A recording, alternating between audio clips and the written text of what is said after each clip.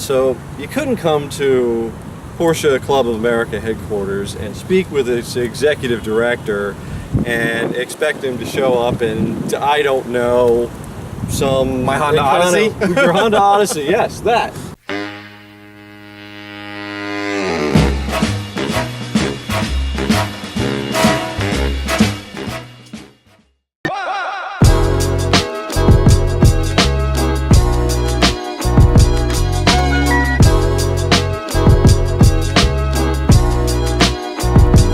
We have to talk about what you drive on, if not a daily basis, then on a semi-daily basis, and that would be this black beast right here.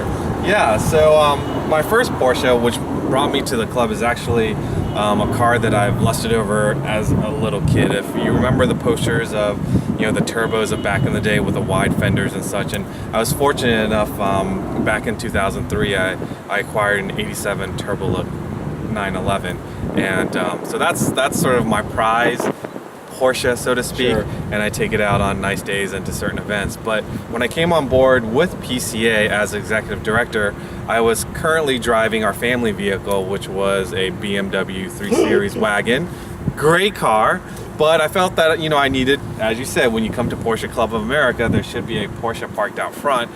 So I convinced my wife to sell the family car, and we got this 1999 a 911, and it's been a great car. At the time, I was considering, the used market for the 993 models versus a 996 model. Investors probably will tell you that I should have bought the 993. And the first year that I drove to work in it, I put about 30,000 miles on it, and it's been great ever since. And it's got a few things done to it. It doesn't have a whole lot done to it. The previous owner did put the GT3 body kit, which I liked. It makes it stand out.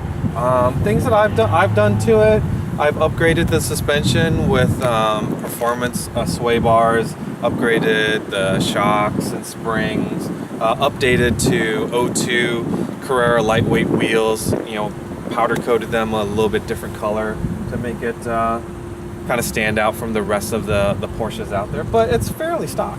And just a quick question, the 996 has got a lot of criticism, and still do. Obviously you bought one, so that didn't keep you from making the move. Yeah, so the 996 is, at the time I was buying it, really the bad rap hadn't formed yet, because this was 2005. And you're probably referring to the IMS issues, or the intermediate shaft bearing. Yep. And so after I bought the car, then it started to be prevalent, and then the forums world kind of really expanded, and so people started talking about that. Then the second year kind of drove it on a weekend basis, and I got it to about 90,000 miles, and that was right when it was like at the peak where everybody was talking about IMS.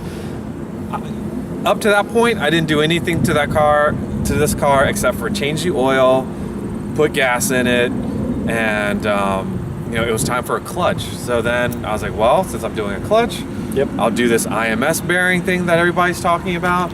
They pulled out my IMS bearing.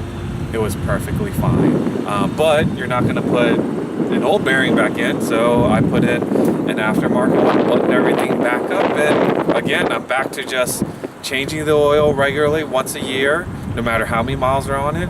I drive it weekly just to keep everything moving. But yeah, it's been a great car. One final thing, you've obviously had the opportunity to drive lots of Porsches. As a enthusiast, forget about the club for a minute, I guess owning a 911 puts the rest of it in perspective for you. It doesn't matter what 911 it is, because obviously this is Porsche. Yeah, the 911 is iconic. The funny story is, I've dreamt of owning a 911 since I was 4 years old, and my first one, which was an 87, I didn't buy it sight unseen, but I had a friend find it for me. And at the time, my fun car was a 12-second Mustang 5-liter. Mm-hmm. And so the amount of torque, the amount of instantaneous RPMs, and all that comes along with a Mustang, that was in my head, and now I'm getting my supercar. And I went to test drive this car that I've almost committed to buying, and I started jamming on the gears like I do with my Mustang, and the owner was just like, hey, slow down. Why are you treating the car so bad? I'm like, oh, is this not how you're supposed to drive it? And then as we started driving around town, and it didn't have the same kind of torque, it just didn't have the same feel as a Mustang. I'm like, oh my God, am I making a mistake? Have I dreamt about the wrong car for all these years? And so I bought the car in Rhode Island, and the very same day I hopped on 95 and drove it home. And it really didn't sink in until I was on the Jersey Turnpike. And let's just say I found out how wonderful third gear is in a 911.